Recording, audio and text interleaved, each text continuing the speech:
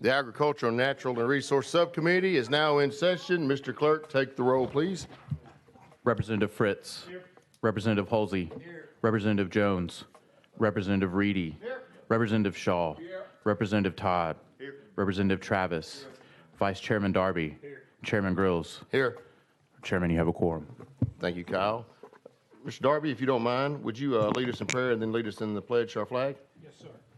Dear Lord, thank you for this day and the many blessings you've given us. Just continue to watch over us and care for us.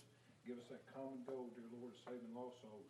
Forgive us where we failed you. In Jesus' name we pray. Amen. Amen. Salute. Pledge. I pledge allegiance to the flag of the United States of America and to the republic for which it stands, one nation under God, indivisible, with liberty and justice for all.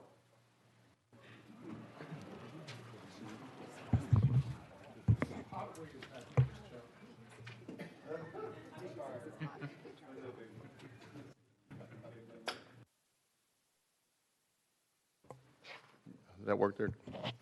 Well, it is good to see all of you fine gentlemen and ladies out there today. Hope y'all had a happy Valentine's Day morning and an even better day, or this afternoon, a better night, better supper, and all those good things that for y'all that have spouses and get to go eat with them. Some of us don't get that privilege, so they'll be back home alone. Oh, dear, dear, dear. I do want to, on a couple of personal orders, there may be some. Is there any personal orders over here or over here? I have a good friend of mine from back home, Drew Williams, is right over here to our right. He's from Dixon County, and he is the auctioneer. He knows enough to sink me 3 or 4 times, but he and I have just been good friends forever. And Drew, I'm so glad you got to come up here and see us and visit with us today. And if y'all need an auctioneer, he may be your guy. But thank you, Drew, for coming by and visiting with us today. Anyone else? Well, if there's not anyone else, Mr. Monty Fritz has a presentation about his district he's going to give us now. You're recognized. Thank you, Mr. Chairman. Roane and Loudoun Counties, District 32. I'll give you a view of the valley there. Some of the things I'm going to talk briefly about. This is from an elevation of about 2,000 feet at Mount Roosevelt Fire Tower. Looking out over the Tennessee River Valley, you can see portions of several counties there. One of the best views and some of the probably most significant topographic difference in the state, lots of forest land. Speaking of forest, I'll touch on just a couple things there. Some estimate about 9,000 board feet of lumber per acre. We have lots of forested areas in Roane and Loudoun County. Looking at just Tennessee, you'll see that we have, these are 2020 numbers, 11 billion annually in economic impact from forest products and exporting about 380 million. 13.9 million acres of forest land equates to about 1,200 trees for every person in Tennessee. So little oxygen producers, very good for us. And the fields. You'll see some of the products and that the farmers in Roane and Loudoun County put out. There's some interesting numbers there I'll spend just a minute on, Mr. Chairman. These are 2017 trending numbers from 2012. And those are the most recent ones that I could find. Some things that are very good about those numbers, I think, and some things that should concern us. So under Roane County, you'll see that in that trend from 12 to 17, 6.1 million market value sold agricultural products was a 25% increase over that period of time. That's a very good thing. The next number is probably a little more concerning, and it certainly explains the plight of our farmers all across this nation as we compete with foreign sources and some of the things that the communist Chinese are trying to do to our farmland. But that loss of $2.5 million was a 42% loss. That should really concern us. In Loudoun County, a few more acres of farmland. The farms are a little bit larger in size at 85 acres and a $90 million annual value sold. But you see also in that, with the 7.96 million of the net cash farm income, a loss in that. So those are numbers we should keep in mind as we support our farmers. Agriculture and natural resources. So rivers and lakes come to mind in Loudoun County and Roane County. One of our natural resources is the use of the minerals that we have and other elements to produce electricity. You'll see there some of the generating capacity in the photographs. Top left photograph, that's Watts Bar Nuclear Plant down in Mr. Travis's area. And that's Melton Hill at the top right, at the far end of the area that I represent, and then that's Fort Loudon Dam that you see at the bottom. Lots of navigable waterways. These rivers are truly a source of green energy, producing somewhere, according to TVA, between 15 and 17% of our electricity that we use in Tennessee every year. I think one of the greatest resources we have, aside from those things that God's blessed us with in that area, are the persistent, proficient people. And so we have a history in Roane County of doing great things, being the first to do those great things. In Roane and Anderson County, the people started the work back in the 40s as part of the Manhattan Project, and you see the top right there. That was the yield product from those persistent people. See the coal miner at the top left. Many of the folks in Roane County have coal in their DNA. I am one of those people. You see a farmer, of course, the radiological symbol, and a radiological worker, because again, those persistent, proficient people, from the farmer to the ones that produce that electricity and produce that energy, and those new methods of energy are tremendously important to us in Roane and Loudoun County. List of our cities and communities, everything from downtown Lenore City there to the right, you see some rural farmland out east of Kingston in Roane County.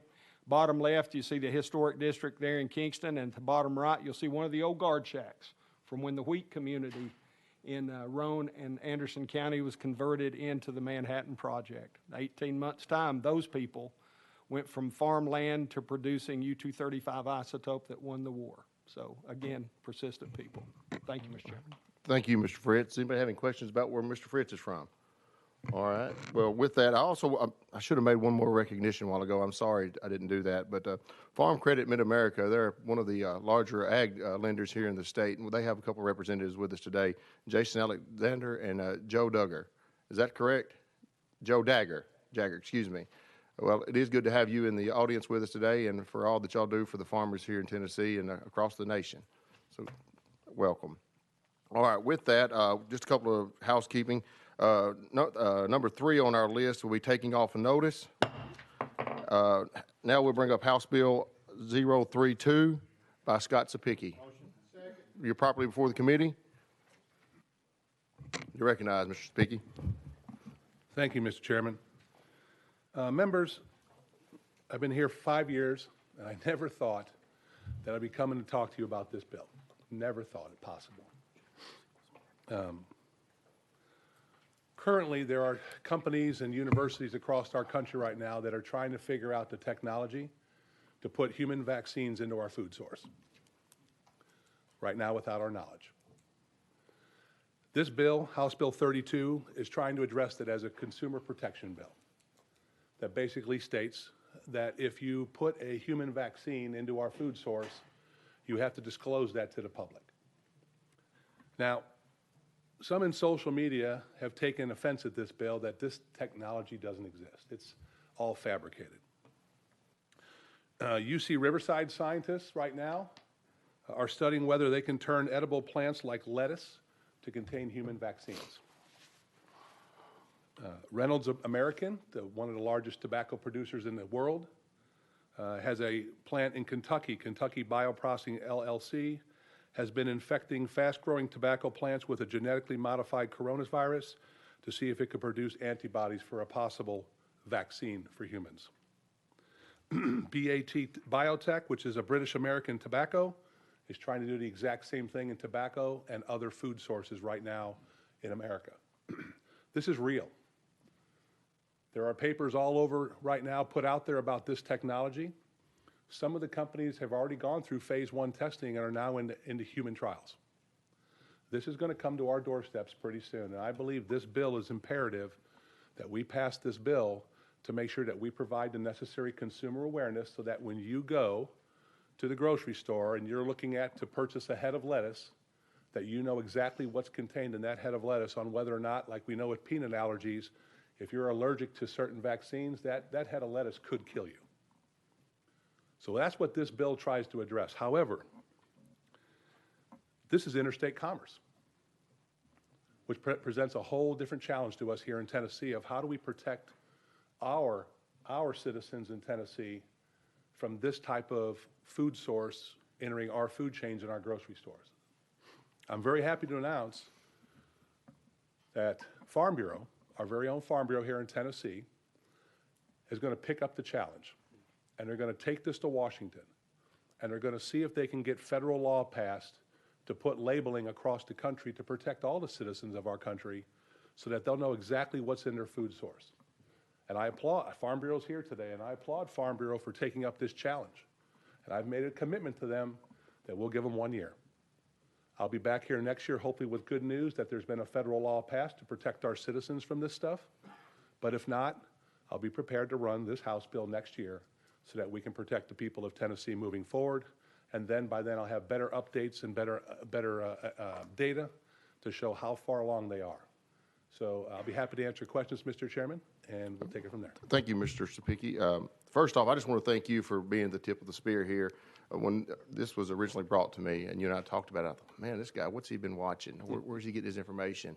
And wow, to see some of these things over the last couple of months actually be real is somewhat troubling. Representative Chairman Huxley, you were recognized. Thank you, Mr. Chairman, and I just want to say the same thing. I appreciate the fact that you're in front of it. I'm a Republican because I believe in the planks of the Republican Party, but one of the things that troubles me a lot of times is Republicans are very slow to plan ahead and look ahead and see what's looming out there and what we need to do about it.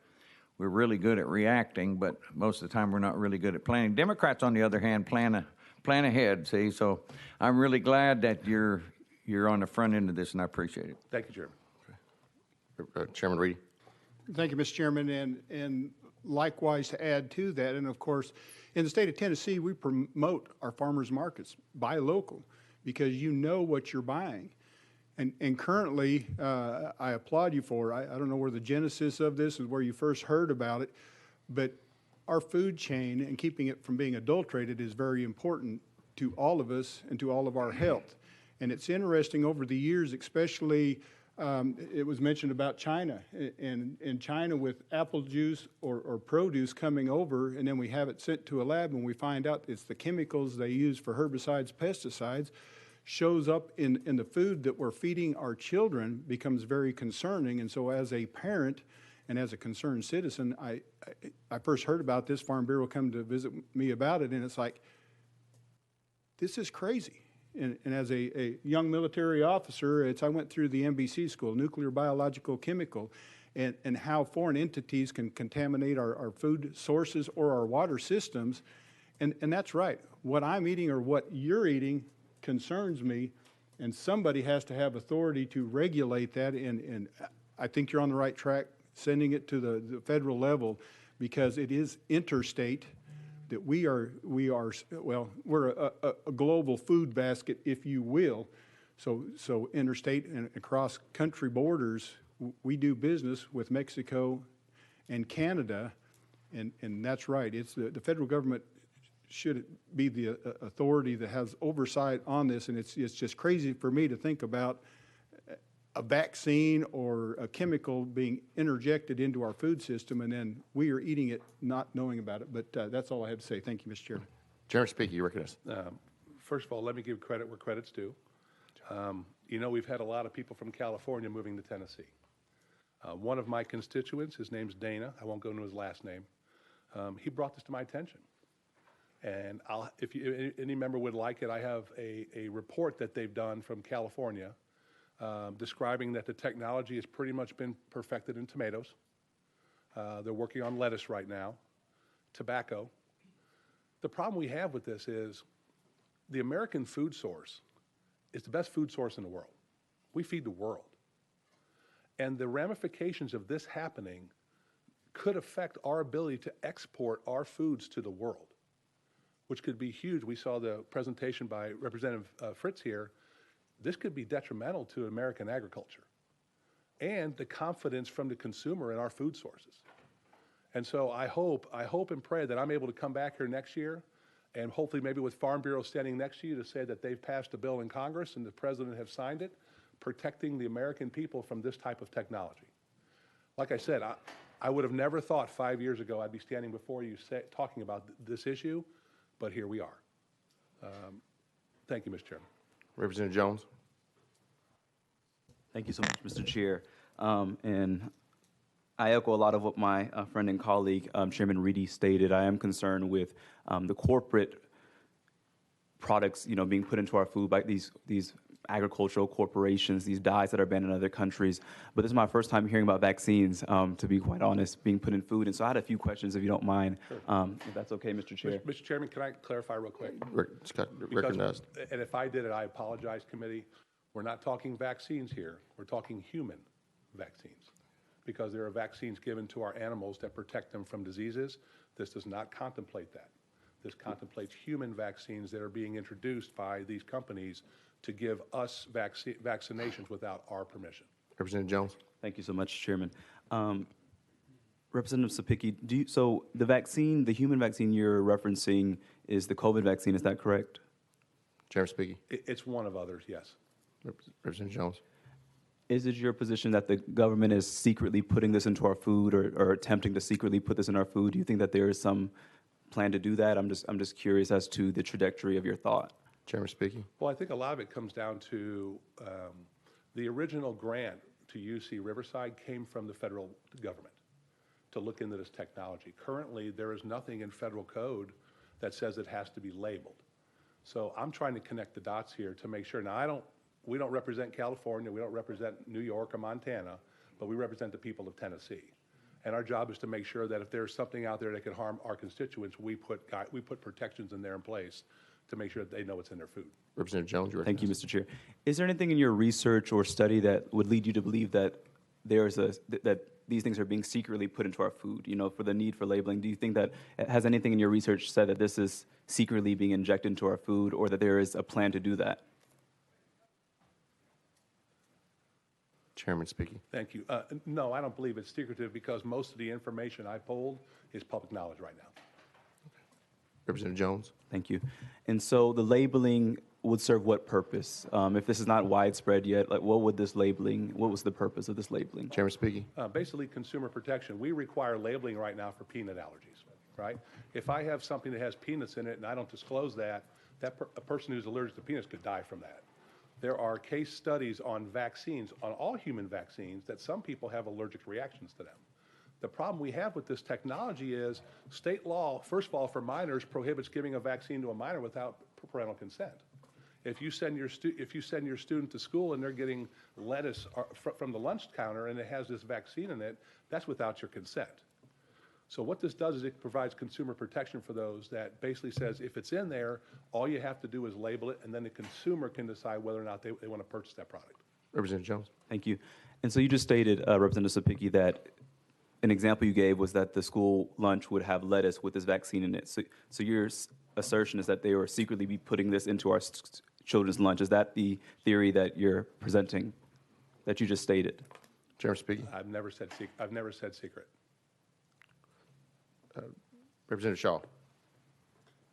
Thank you, Mr. Chairman. Mr. Chairman, I would like to take a personal privilege for you to help me welcome some folks just walked in the room.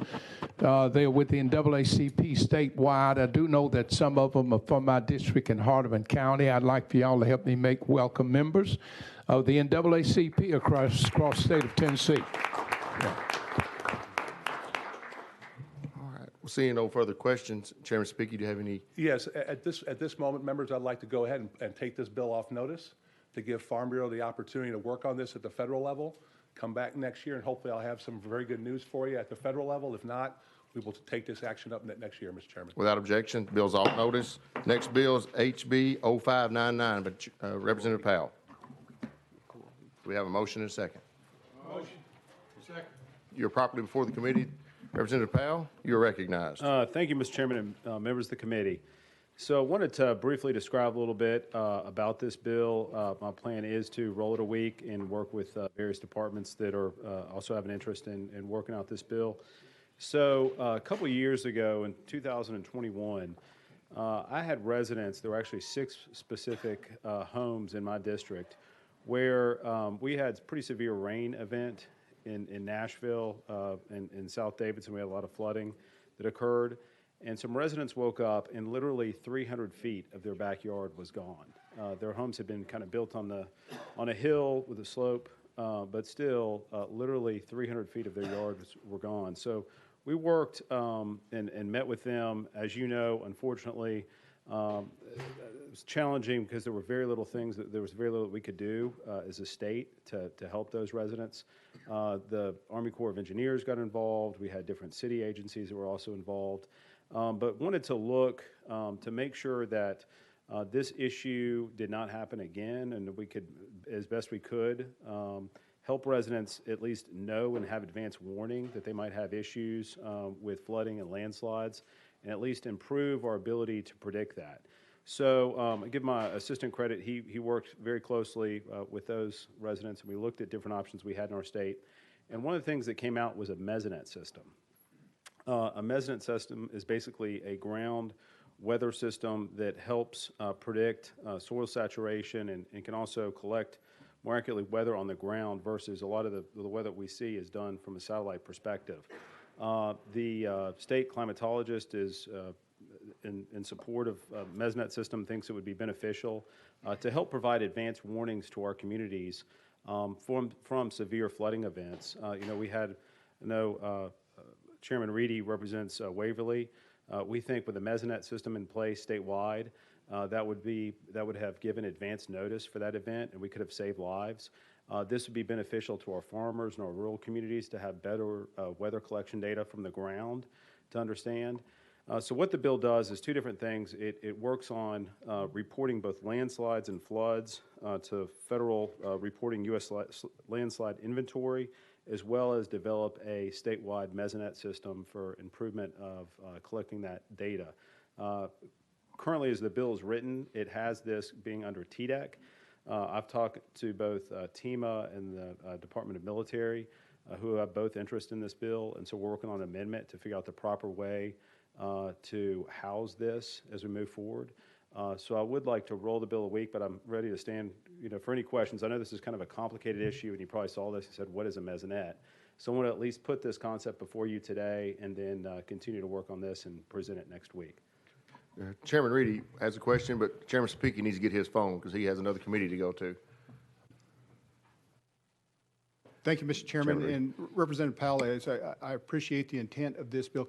Have you had any discussion with Flood Ready Tennessee on this as well?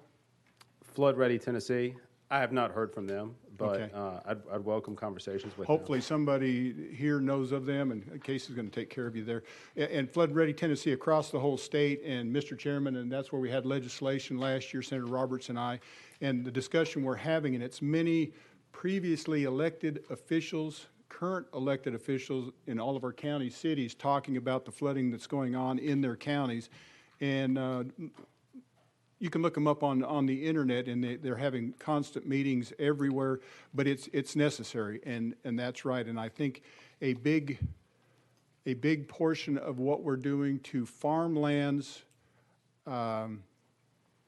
in flood control and everything, water is not going into our soils. It's running right off into the streams, and it's been interesting. You spoke of Waverly, and Senator Roberts and I, once a month, we're on the local radio station, and we see a small amount of rain and trash cans are floating down Main Street.